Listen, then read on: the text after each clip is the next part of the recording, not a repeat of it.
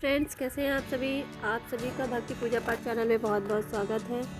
Friends, हम सब लोग जो है आज चर्चा करेंगे गोवर्धन पूजा के बारे में कि आखिर क्या है गोवर्धन पूजा। तो देखिए, ये गोवर्धन पूजा उस दिन की जाती है जिस दिन भगवान कृष्ण ने गोवर्धन पर्वत को उठाया था।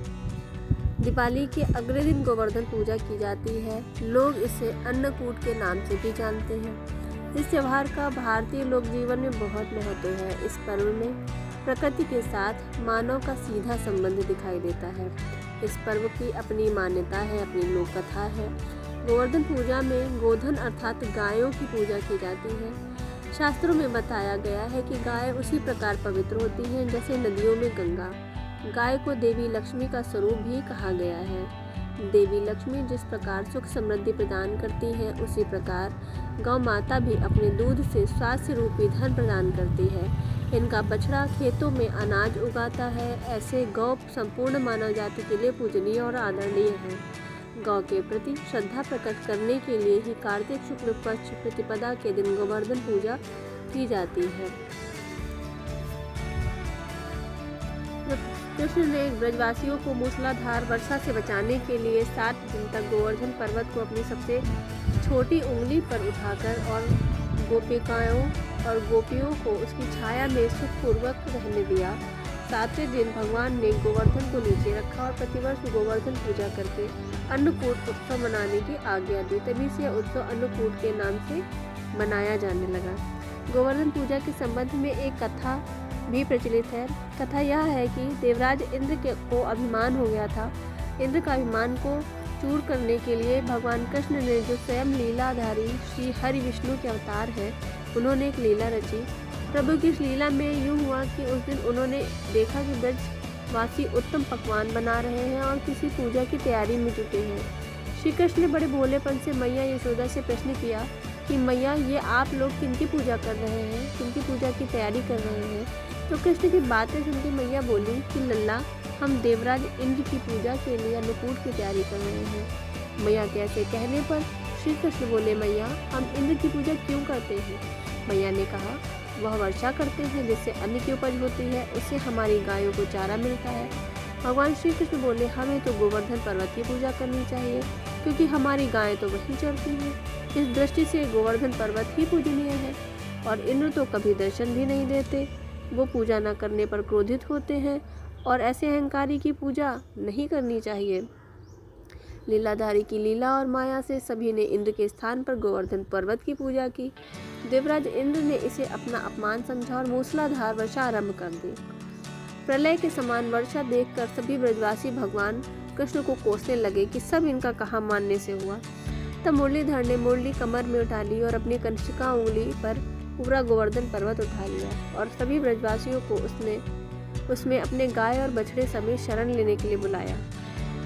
इंद्र कृष्ण की यह लीला देखकर और क्रोधित हुए और फलतः वर्षा और तेज हो गई। इंद्र का मान मर्दन करने के लिए भगवान श्री कृष्ण ने सुदर्शन चक्र से कहा कि आप पर्वत के ऊपर रहकर वर्षा की गति को नियंत्रित करें, और शेषनाग से कहा कि आप मेड़ बनाकर पानी को पर्वतों की ओर आने से रोकें। इंद्र निरंतर 7 दिनों तक मूसलाधार वर्षा करते रहे।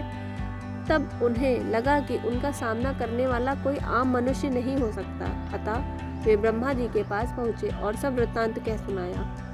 ब्रह्मा जी ने इंद्र से कहा कि आप जिस कृष्ण की बात कर रहे हैं वह भगवान विष्णु के साक्षात अंश है और पूर्ण पुरुषोत्तम नारायण है। ब्रह्मा जी के मुख से यह सुनकर इंद्र अत्यंत लज्जित हुए और श्री कृष्ण से कहा कि प्रभु, मैं आपको पहचान न सका, इसलिए अहंकारवश भूल कर बैठा। आप दयालु हैं और कृपालु भी हैं, इसलिए मेरी भूल को क्षमा कर दीजिए। इसके पश्चाताप के बाद देवराज इंद्र ने मुरलीधर की पूजा करके उनको भोग लगाया।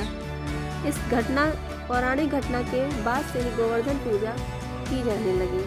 ब्रजवासी इस दिन गोवर्धन पर्वत की पूजा करते हैं। गाय बैल को इस दिन स्नान कराकर उन्हें साफ करके उनके गले में नई रस्सी डाली जाती है और उन्हें गुड़ और चावल मिलाकर भी खिलाने का प्रावधान है। गोवर्धन पूजा की विधि तो देखिए, इस दिन क्या होता है, प्रातः का शरीर पे तेल मलकर स्नान करने की प्राचीन परंपरा है। इस दिन सवेरे उठकर पूजन सामग्री के साथ में पूजा स्थल पर बैठ जाए। अपने कुल देवता का कुल देवी का ध्यान करें और पूजा के लिए गाय गौ के गोबर से गोवर्धन पर्वत पूरी श्रद्धा भाव से बनाएं। इसे लेटे हुए पुरुष की आकृति में बनाया जाता है। प्रतीक रूप से गोवर्धन रूप में आप बनाकर फूल पत्ती टहनियों एवं गाय की आकृतियों से सजाया जाता है। गोवर्धन की आकृति बनाकर उनके मध्य में भगवान श्री कृष्ण की मूर्ति रखी जाती है। नाभि के स्थान पर एक कटोरी जितना गड्ढा बना लिया जाता है और वहाँ एक कटोरी व मिट्टी का दीपक रखा जाता है।